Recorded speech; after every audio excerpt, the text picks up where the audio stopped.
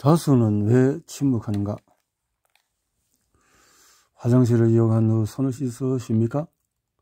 1989년 59명의 여자 대학생을 대상으로 진행한 도서관 화장실 이용 설문조사의 핵심 질문이다. 이들 중에서 31명은 연구자가 자신을 바라보고 있다는 사실을 알고 있었다. 반면에 28명은 설문에 응답했지만 연구자가 자신을 바라보고 있다는 것을 알지 못했다. 이들 모두는 화장실 이용 후에 손을 씻는다고 응답했지만 실제로 손을 씻은 비율은 달랐다.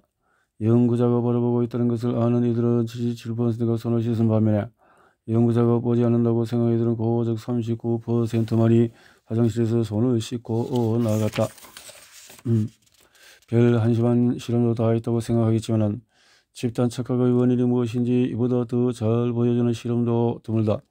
우리 인간은 너무나도 사회적인 동물이며 다른 이가 지켜보고 있느냐 아니냐에 따라서 우리의 행태의 변화가 발생하는 것이다. 다른 이들의 행동을 조율하고 싶은 충동, 사회학자들이 흔히 수능 편향이라고 부르는 이 현상은 우리가 선택할 수 있는 것이 아니다.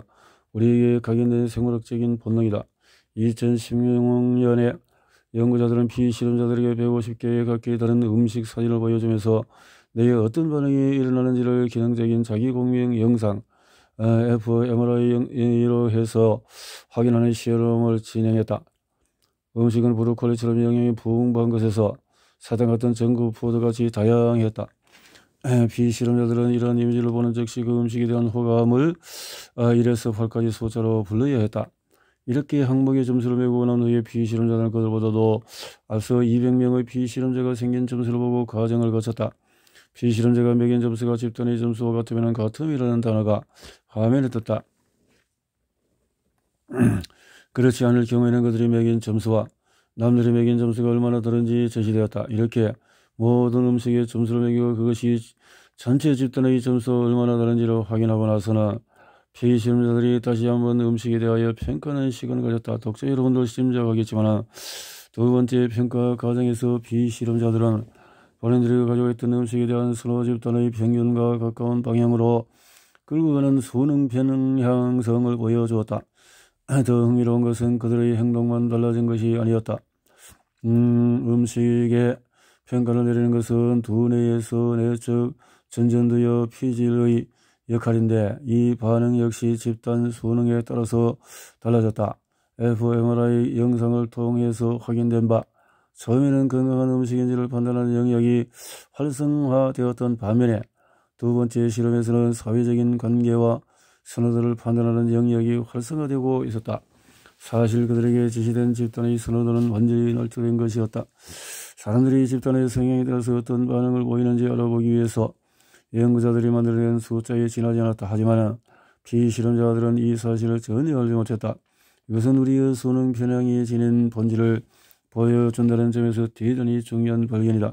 진실 따위는 중요하지 않다. 좀 더 정확히 말하자면 우리의 뇌는 우리가 집단에 대해서 가지고 있는 믿음에 반응한다. 그 믿음이 사실에 근거하는지 아닌지 여부는 상관이 없다. 마치 우리를 무차별적으로 끌고 들어가는 지구의 중력 마냥 군중과 함께하고자 하는 우리의 본성은 무의식적으로 작동하며 이것이 세상이 돌아가는 방식이고 인간은 여기서 탈출 불가능해 보인다. 설령 집단의 선호라는 것이 완전히 허구에 지나지 않는다 해도 마찬가지다. 우리가 다른 사람들의 뜻을 오해할 위험이 있을 뿐만 아니라 다른 이들의 생각이나 기대를 잘못 알고 그에 순응해버릴 위험을 끌어안은 채 살아갈 수밖에 없는 이유이기도 하다. 가장 근본적인 차원에서 볼 때 우리는 다수에 순응하는 필요성을 가지고 있으며 우리는 집단 완성의 손쉬운 먹잇감이 되기가 십상이다. 고백하건대 나 또한 짧게나마 집단 완성에 빠진 적이 있다. 코로나19가 처음 퍼져나갈 당시에 화장지 사재기 행렬에 동참했던 것이다. 소셜미디어를 통해서 이런 등등등 그런 집단 착각 속에 빠져있어 나도 화장지가 부족한 일이 없을 거야 라고 속으로 생각하고 있었다. 사회학의 핵심 원리 중에서 하나로 여기는 아래의 문장을 통해서 우리 사람들이 집단 착각에 빠질 때 무슨 일이 벌어지는지 정확히 짚어볼 수가 있다. 사회학자 윌리엄 아이작 토머스와 그의 부인 도로시가 1928년에 제시한 이른바 토머스 정리라는 다음과 같다. 만약 사람들이 어떤 상황을 현실로 정의한다면 결과적으로 현실이 된다. 다시 말해서 죽은 깨가 났고 한쪽 발로 컹컹거리며 뛰어다니는 사람들은 우리가 마흔이라고 믿는다면 혹은 코로나19로 인해서 화장실에 휴지가 남아나지 않게 될 것이라고 우리가 믿는다면 그런 믿음의 실질적인 근거가 있건 없건 상관없이 그런 믿음에 따른 결과만큼은 현실화될 수가 있다. 우리에게 내재된 수능 편향으로 인해 우리는 일상적으로 크고 작은 집단 착각과 연루되어 있다. 하지만 다른 모든 사람들이 같은 집단 착각 속에 늘어나고 있다는 사실은 잘 실감하지 못한다. 소셜미디어 시대의 여명이 벌거울 무렵에 페이스북의 CEO 마크 저커버그는 신기술이 우리를 원주의의 표현의 자유의 시대로 인도할 것이라고 주장했다. 페이스북의 소장기 시절 동안의 재계는 모든 이에게 목소리가 주어지고 힘없는 자들도 발언권을 갖게 하는 것이 우리 사회를 좀 더 나은 것으로 만들어준다는 신념이 생겼습니다. 2019년 10월 저커버그가 인터뷰에서 한 말이다. 저 논리에 따르면 훨씬 더 많은 사람들이 제 목소리를 낼 수 있게 된 지금 집단 착각은 완전히 박멸되어야 마땅하다. 물론 그런 일이 벌어지지 않았다. 프로메테우스가 신들에게서 불을 훔쳐낸 이래 새로운 기술은 언제나 의도치 않은 결과를 불러오곤 했다. 오늘날 집단 착각은 전 지구적인 규모로 과열되어 있다. 그러게 된 데에는 페이스북이나 트위터 같은 플랫폼의 영향도 어느 정도 있을 것이다. 앨런 홀로우의 설던 솔트 여서의 시절에는 집단 착각을 만들어내는 방법이라는 게 기껏해야 낡은 종교적인 전통과 지역의 역사에 매달리는 것 정도였지만 지금 누구나 스마트폰을 가지고 있다면 그때는 꿈도 꾸지 못했을 일을 해낼 수 있다. 소셜미디어로 인해 기존의 관점이 빠르게 변하고 있는 관계로 여러 추정자들을 통해서 실제로 존재하지 않는 다수의 의견을 만들어내는 것이 충분히 가능해졌으니 말이다. 트위터에 수십만 명의 솔트 여성이 있다고 상상해보자. 일이 어떻게 돌아갈지 여러분도 충분히 짐작할 수 있을 것이다. 그들은 우리 자신의 판단을 의심하게 만든다. 우리가 다수의 견해로부터 멀어져 있다고 회의하게 된다. 그런 분위기 속에서 집단 착각은 더욱 증폭되고 스스로 침묵을 택하면서 우리는 무의식적으로 집단 착각의 공범이 되어버리고 마는 것이다. 국가적인 차원에서 볼 때 집단 착각은 우리 사회가 어딘가 잘못되고 있다는 깊고도 불안한 감정을 부추기고 있다. 지난 몇 년간 우리는 마치 이상한 악몽에 사로잡힌 것 같은 기분을 느끼고 있다. 위아래가 뒤바뀌어 있고 왼쪽은 오른쪽이 되고 오른쪽은 왼쪽이 될 근거마 같다. 우리 사회의 가치관이 마치 하루아침에 전우지집인 듯하다. 우리는 방향을 잃고 좌절하고 서로에 대해서 불만이 가득한 채 신뢰를 잃어갔다. 세상이 미친 건지 우리가 미친 건지 아니면 둘 다인지 의심한 채로 살 수밖에 없다. 미국인들은 물론의 성취를 쌓아올린 채 우리의 개인적인 행복과 국가적인 번영을 위험에 빠뜨리며 신뢰에 대한 전쟁을 벌이고 있다는 것은 놀랄 일이 아니다. 이런 전 세계적인 현상이다. 민주주의는 현재 공경에 처해 있는데 이 문제는 사회적인 문제로 어떤 법을 만들거나 신기술을 도입해서 해결될 수 있는 것이 아니다. 아주 현실적으로 보자면 집단 착각은 자유로운 사회에 가장 큰 해악을 끼친다. 자유로운 사회는 제 기능을 하기 위해서 현실을 공유하고 공통의 가치관을 나누며 서로 다른 관점을 지닌 사람들도 함께하고자 하는 의지를 기반을 두고 있기 때문이다. 그래.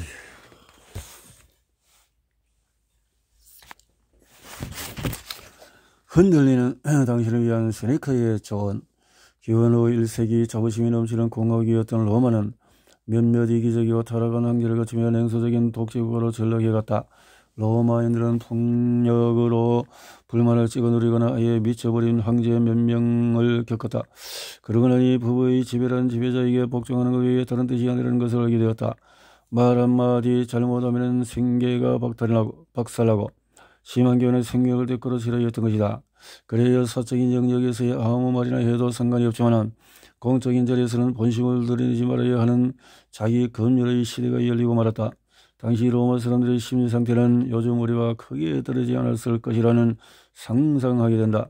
로마의 정치가 극작가 철학가인 세네카에 대해서 알아볼 시간이다.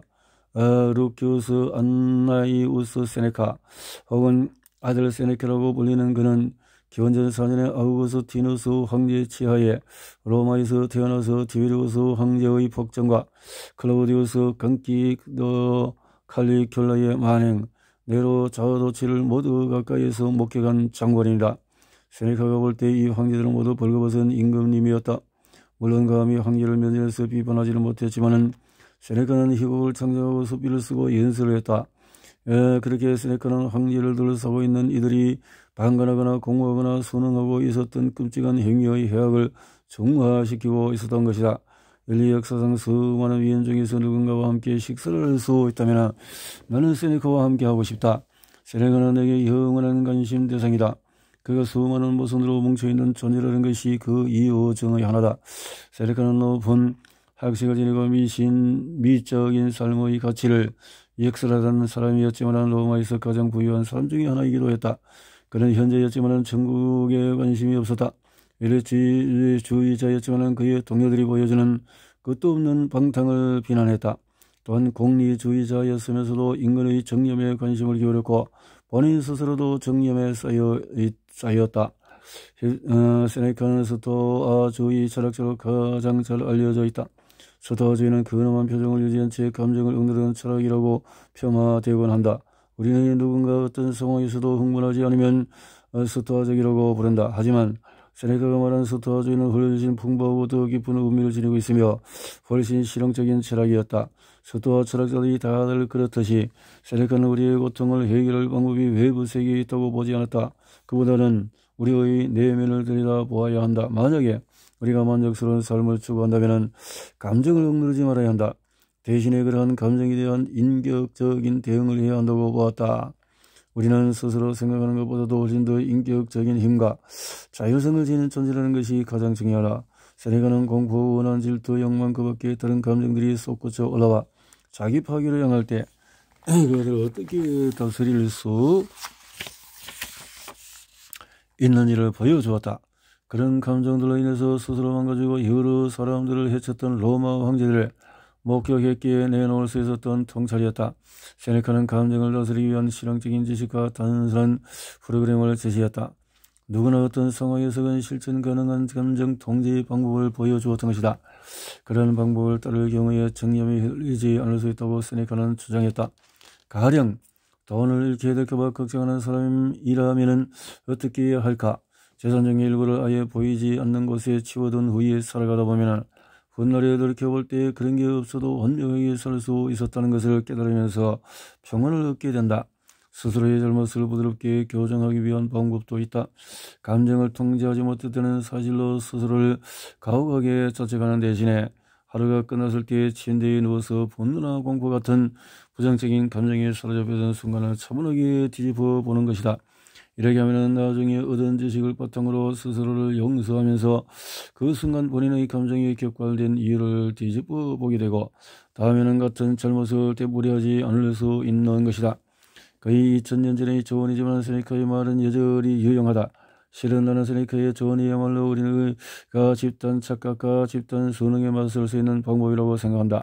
세네카의 조언에서 감정이나 정념을 사회적인 영향으로 바꾸기만 하면 되는 것이다. 우리는 사회적인 본능은 마치 감정에서 우리에게 내장되어 있다. 감정이나 사회적인 영향에 둘러싸여 있으면서도 그 사실을 의식하지 않는다면 위험하고 큰 피해를 입을 수 있다. 하지만 세네카가 감정을 다스렸던 것처럼 우리는 사회적인 영향의 고삐를 질 수도 있다. 인간의 사회적인 본능은 생물학적인 것이지만 사회적인 본능에 대한 대응은 우리 스스로가 통제할 수 있다. 올바른 지식과 기술로 무장하고 있다면 벌거벗은 벌거숭이처럼 날뛰거나 겁쟁이처럼 숨는 극단적인 선택 사이에서 양자택일할 필요가 없다. 이 최고 목적은 우리가 왜 이렇게 집단에 순응하는지 그리고 순응이 어떻게 집단 착각을 하는지 이해하고 사회적인 영향력이 작동하는 방식을 완전히 파악하여 휘둘리지 않도록 하는 것이다.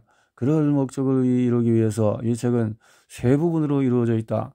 독자 여러분들은 구멍의 일법칙을 들어보셨을지도 모르겠다. 우리 사회가 하는 짓이 바로 그렇다. 좋네요.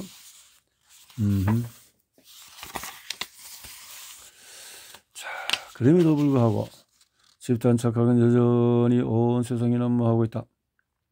집단 착각. 1부와 2부에서 그렇게 지적들을 담고 있다 해서 집단 착각에 대한 내용들을 이렇게 옹균이는 어떻게 생각하고 있나요? 혼자 꾸는 꿈은 그저 꿈일 뿐이다. 이명란 작가 1928년 앨범에서 신앙식 입은 이후에서 눈치를 보며 술을 마시더라도 이런 이야기들, 토드 로즈가 그것에 대한 생각에 해서 집단 착각에 대한, 그래서 생물학적인 결정론은 집단 착각에 빠질 수 없는 인류, 우울한 이야기도 하지만은 집단 착각은 여기서 멈추지 않는다. 집단 착각의 현실과 원인을 분석하는 것에 시작해서 집단 착각을 해체할 수 있는 작지만은 확실한 대안의 제시로 나아가고 있다. 그래서 토드 로즈는 문화적으로 낙후된 지역의 가난한 가정에서 태어났다. 그 ADHD 환자였지만은 이렇게 또 승리했고, 집단 착각은 말하지만 토드 로즈의 3부작의 결론에 해당하는 책이라고 할 수 있다. 평균의 종말은 학교, 더 나아가서 사회 전체 시스템에 대한 비판을 담고 있고, 개인의 특별한 소질을 알아보지 못한 채 그저 모든 것을 평균 내고 줄 세우는 것으로 제2의, 제3의 토드 로즈를 찾아낼 수 없다는 내용이다. 우리는 그렇게 넓은 시야를 바탕으로 자신만의 분야를 개척하여 성과를 낼 수 있는 다크 호스들을 찾아내야 한다라는 것이고, 이 책을 누구에게 권해야 할까?